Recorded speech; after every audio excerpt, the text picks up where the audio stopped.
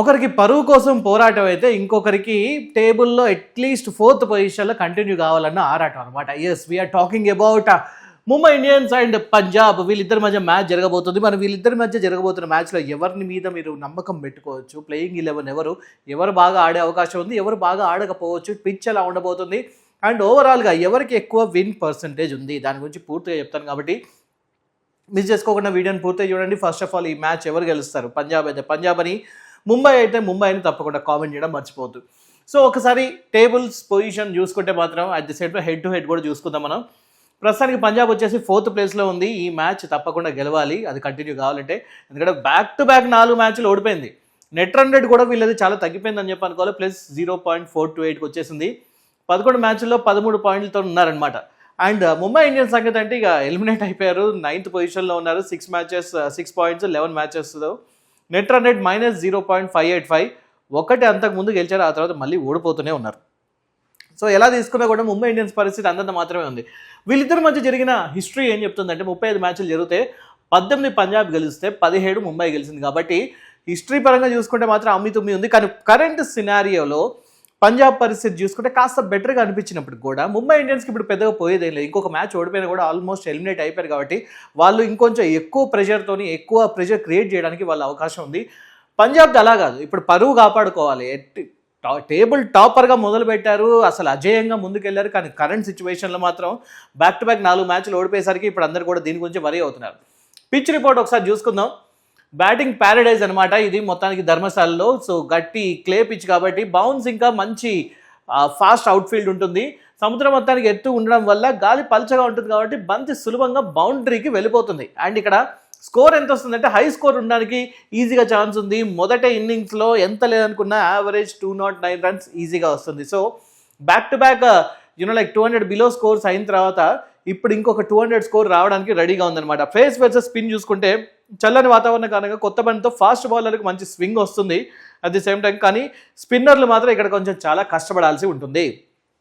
ఎందుకు కష్టపడాల్సి ఉంటుందంటే మాత్రం ఇక్కడ గాలిలో తేమ శాతం వల్ల వర్షం పడే అవకాశం అయితే లేదు. కానీ కేవలం 33 నుంచి 35% తేమ ఉంటుంది. ఎత్తడి ప్రదేశం కాలం వల్ల సెకండ్ ఇన్నింగ్స్లో డ్యూ ప్రభావం దాదాపు ఉండదు. బట్ స్టిల్ స్పిన్కి అంతగా ఈ పిచ్ అనుకూలించదనమాట. అండ్ ఒక్కసారి టాక్టికల్ ఇంపాక్ట్ చూసుకుంటే ఇక్కడ బంతి మీద పట్టు దొరుకుతుంది కాబట్టి స్పిన్నర్లు రెండో ఇన్నింగ్స్లో కూడా బౌలింగ్ చేయగలుగుతారు అని చెప్పి అంటున్నారు. స్పిన్నర్లకు ఇక్కడ బౌలింగ్ బాగానే ఉంటుంది. అందువల్ల ముందుగా బ్యాటింగ్ చేసి టార్గెట్ సెట్ చేయడం ఇక్కడ బెటర్ అని చెప్పి అంటున్నారు. ఒకసారి ప్లేయింగ్ 11 చూసుకుంటే కనుక మీరు you can pause it and you can see ఎవరు ఆడుతున్నారు ఏంటి అనేది మీకు అర్థమైపోతుంది.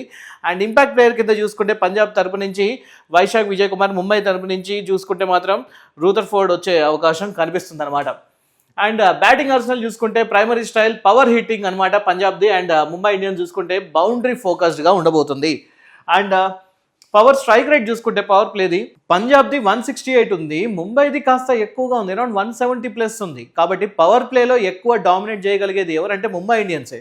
And death over strike rate ఎవరికి ఎక్కువ ఉంది అనుకుంటే మాత్రం పంజాబ్కి ఎక్కువ ఉంది, అరౌండ్ 205. మంచి ఫినిషింగ్ ఇవ్వడానికి రెడీగా ఉన్నారు. ముంబై ఇండియన్స్ జస్ట్ అరౌండ్ 190 మాత్రమే ఉందన్నమాట. అంటే అది కూడా బాగానే ఉంది, బట్ కంపారిటివ్లీ పంజాబ్ది వాళ్ళు కొంచెం తక్కువగా ఉంది. 200+ స్కోర్లు ఇప్పటివరకు ఎవరు ఎక్కువ చేశారంటే 7 టైమ్స్. లీగ్లోనే చాలాసార్లు చేసింది ఎవరంటే పంజాబ్.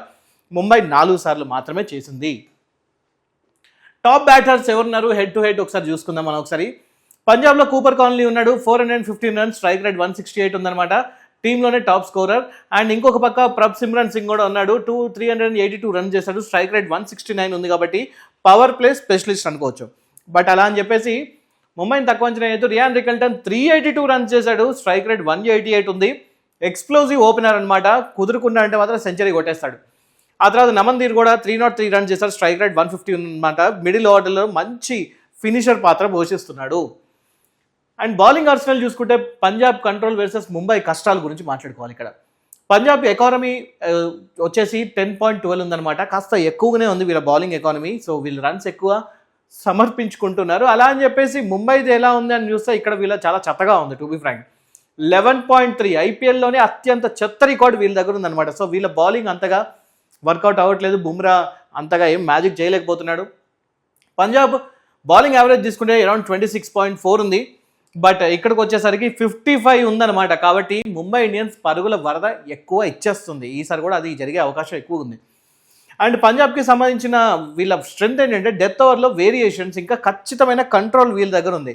బట్ ముంబై ఇండియన్స్ సంగతి చూసుకుంటే మాత్రం జస్ప్రీత్ బుమ్రా 11 వికెట్లు మాత్రమే 11 మ్యాచ్లో కేవలం 3 వికెట్లు మాత్రమే తీశాడు. కాబట్టి ఫామ్లో లేకపోవడం ముంబైకి ఇప్పుడు చాలా పెద్ద దెబ్బ.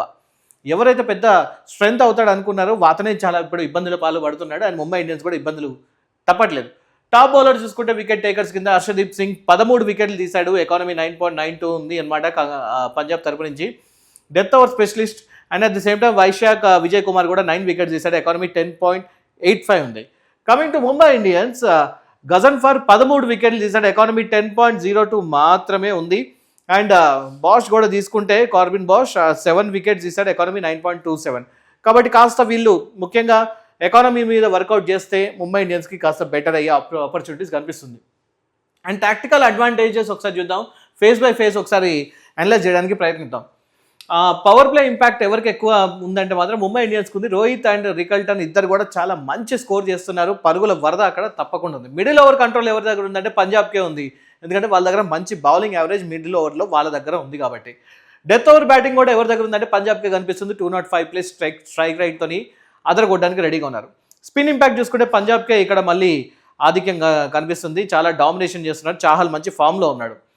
అండ్ నెక్స్ట్ వచ్చేసి టార్గెట్ డిఫెండింగ్ చూసుకుంటే పంజాబ్కి ఎక్కువ ఆధిక్యం కనిపిస్తుంది. ముంబై ఎకానమీ 11.3 కావడం వల్ల తప్పకుండా టార్గెట్ ఇక్కడ పంజాబే ఎక్కువగా కొట్టే అవకాశం కనిపిస్తుంది. సో టోటల్ 5 ఫేజెస్లో 4 times ఈ పంజాబ్కే ఎక్కువ అనుకూలంగా ఉంది. కాబట్టి ఈ మ్యాచ్ ఎక్కువ పంజాబే గెలవడానికి ఆస్కారం ఉందా, ఎంత పర్సెంటేజ్ ఉందంటే మాత్రం పంజాబ్ గెలవడానికి 62.5% ఛాన్సెస్ కనిపిస్తుంది. ముంబై ఇండియన్స్కి కేవలం 37.5% మాత్రమే కనిపిస్తుంది ఓవరాల్ స్టాటిస్టిక్స్ చూసుకుంటే. ఎందుకంటే అండ్ ఇక్కడ ఇంకోటి టాస్ ప్రభావం కూడా ఉంటుంది. బ్యాటింగ్ ఫస్ట్ ఇక్కడ తేమ డ్యూ లేకపోవడం వల్ల రెండో ఇన్నింగ్స్లో పిచ్ కాస్త స్లో అవుతుంది.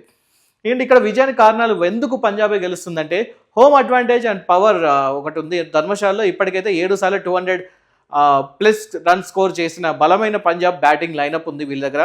ముంబై ఇండియన్ బౌలింగ్ వైఫల్యం కూడా ఇక్కడ మాట్లాడుకోవాలి. 11.3 ఎకానమీతో కష్టపడుతున్న ముంబై బౌలర్లు పంజాబ్ డెత్ ఓవర్ హిట్టింగ్ను ఆపడం చాలా కష్టం, నెక్స్ట్ ఇంపాసిబుల్ లానే కనిపిస్తుంది. అండ్ ఆన్ పేపర్ అయితే ఇలా ఉంది, కానీ ఈ మధ్య కాలంలో మ్యాచెస్ అన్ని చూస్తే బళ్ళు ఓడ్లు అవుతున్నాయి, ఓడ్లు బండ్లు అవుతున్నాయి. అసలు 200+ 280 కూడా కొట్టడానికి రెడీగా ఉన్న ఎస్ఆర్హెచ్ కూడా కనీసం 100 స్కోర్ చేయకుండానే అవుట్ అయిపోతుందంటే మనకు అర్థమైపోతుంది. కాస్త పిచ్లో చేంజెస్ తీసుకొస్తూ ఉన్నారు. మొత్తానికి అయితే స్క్రిప్ట్ ఏదో మారుతుంది. ఐపీఎల్ స్క్రిప్ట్ మొత్తం కూడా స్టార్టింగ్ అంతా 200 అన్నారు, కానీ ఇప్పుడు చూస్తే మాత్రం 160, 180, 160, 180 ఆడడానికి ట్రై చేస్తూ ఉన్నారు. సో పిచ్ అనేది మారుతూ ఉంటుంది. మరి ధర్మశాలలో పిచ్ ఎలా ఉండబోతుంది అనేది మనకి నెక్స్ట్ మ్యాచ్ అప్పుడే తెలుస్తుంది.